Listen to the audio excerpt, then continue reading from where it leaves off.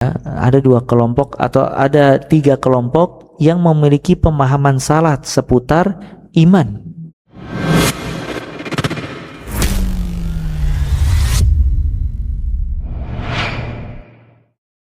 Ya, makanya kalau yang pernah umrah disebutkan ada masjid apa? Masjid Qiblatain. Masjid yang memiliki dua kiblat. Karena pada waktu itu para sahabat sholat menuju ke Baitul Maqdis. Kemudian turun perintah Allah Azza wa Jalla, "Fawalli wajhaka syatral Masjidil Haram." Ya, palingkanlah wajahmu menuju Masjidil Haram. Lagi sholat ada yang menginformasikan telah turun ayat kalau kiblat itu berubah, maka mereka semuanya langsung merubah kiblat dalam satu waktu. Jadi terjadi dalam satu sholat perubahan dua kiblat, maka dinamakan masjid Qiblatain, masjid yang memiliki dua kiblat. Nah, para sahabat bertanya, kalau kayak gitu gimana sholat kita yang dulu ke Baitul Maqdis, sah apa tidak, diterima apa tidak? Ya, maka Allah menekankan wa ma kana Allahu liyudhi'a imanakum. Allah tidak akan menyia-nyiakan keimanan kalian. Kata para ulama, iman di situ maksudnya adalah salat. Tafsiran iman maksudnya adalah salat. Allah tidak akan menyia-nyiakan salat kalian. Ya, yang sebelumnya ke Baitul Maqdis. Namun Allah memakai kalimat iman menunjukkan kalau amalan anggota badan termasuk dari bagian keimanan, karena sholat juga dinamakan dengan iman. Bisa difahami ya? Wa ma kana Allahu liyudhi'a imanakum. Kemudian juga tentang bertambah dan berkurangnya iman. Kata Allah Azza wa Jalla, liyastayqina alladhina utul kitab wa yazdada alladhina amanu imana, agar orang-orang yang beriman lebih bertambah lagi keimanannya. Ya. Kemudian juga hadis Nabi SAW, man ra'a minkum munkaran falyughayyirhu biyadihi, fa illam yastati' fa bilisanihi, fa illam yastati' fa biqalbihi, wa dzalika adhaful iman. Barang siapa di antara kalian yang mampu untuk merubah kemungkaran, maka ubahlah dengan tangannya. Kalau tidak bisa dengan lisan, kalau tidak bisa dengan hati. Dan hati itu paling lemahnya iman. Nah, ini menunjukkan kalau iman bertingkat-tingkat atau tidak? Bertingkat-tingkat. Karena yang pakai hati itu disebutkan oleh Nabi SAW, wa dzalika adhaful iman. Itu iman yang paling lemah. Menunjukkan ada orang imannya kuat, ada orang imannya lemah.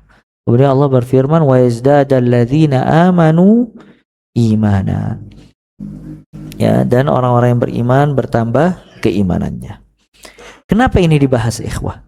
Kenapa kok Ustadz dibahas iman iqrar bil lisan, menetapkan dengan hati, berkata dengan lisan, mengamalkan dengan anggota badan?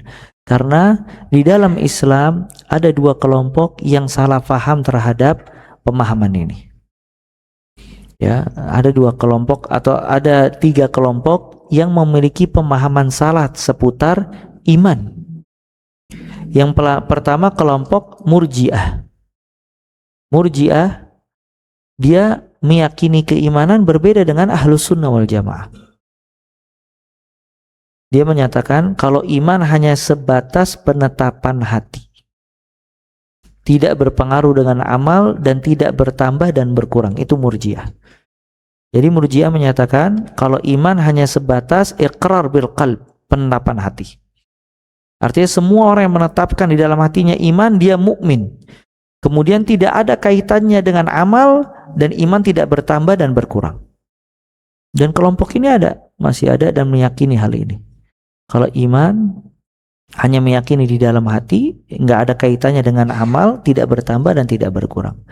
Maka kelompok ini menyatakan orang yang berbuat zina imannya sama dengan Abu Bakar, nggak ada bedanya. Bahkan wanita pezina sama imannya dengan malaikat Jibril alaihissalam. Karena semua patokannya hanya menyatakan di dalam hati. Semua orang yang menyatakan di dalam hati mukmin. Dan iman tidak ada perbedaan di dalam hati manusia. Semua orang mukmin sama kalau dia meyakini. Dan dia mau beramal tidak ada kaitan dengan imannya. Ya. dan dia tidak bertambah, tidak berkurang. Akhirnya dia meyakini semua orang yang beriman sama. Abu Bakar dengan orang yang berzina, berjudi sama. Ini pemahaman siapa? Murji'ah. Sedangkan kelompok yang lain, Khawarij dan Mu'tazilah, meyakini kalau amalan syarat mutlak dalam iman. Jadi orang mukmin syarat dia jadi orang beriman harus beramal. Tidak boleh berbuat dosa. Apabila meninggalkan amal, artinya orang itu tidak beramal, berbuat dosa, meninggalkan sholat misalnya, atau tidak ingin zakat atau yang lainnya, maka kafir. Langsung keluar dari Islam. Tapi ada perselisihan antara Khawarij dan Mu'tazilah. Khawarij menyatakan di dunia kafir. Ya. Dia berbuat salah atau berbuat dosa, meninggalkan amalan, kafir langsung. Karena dia tidak meyakini iman bertambah dan berkurang. Artinya iman itu stabil. Kalau orang berbuat dosa, kafir, udah beres. Ya. Kalau Mu'tazilah mengatakan dia tidak mukmin, dia tidak kafir. Ada satu fi manzilin baina manzilatain. Dia di dalam satu keadaan tidak mukmin, tidak kafir. Ngambang jadinya Mu'tazilah ini. Dia tidak bisa menyatakan kafir karena mungkin masih menguatkan dalil-dalil iman. Dia tidak bisa menyatakan mukmin karena dia meyakini iman tidak bertambah, tidak berkurang. Akhirnya Mu'tazilah menyatakan orang yang berbuat dosa kemudian meninggalkan amalan, maka dia di satu kedudukan di antara dua kedudukan. Artinya dia tidak mukmin, tidak kafir. Dia meninggalkan sholat, nggak dikatakan mukmin, tidak dikatakan kafir. Khalas, dia seperti itu. Di satu keadaan di antara dua keadaan. Namun keduanya sepakat kalau di akhirat mereka maksudnya yang meninggalkan amal sepakat kekal di dalam api neraka.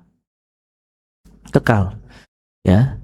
Artinya orang yang tidak beramal, orang mukmin yang tidak beramal, berbuat dosa, kekal di dalam api neraka selama-lamanya.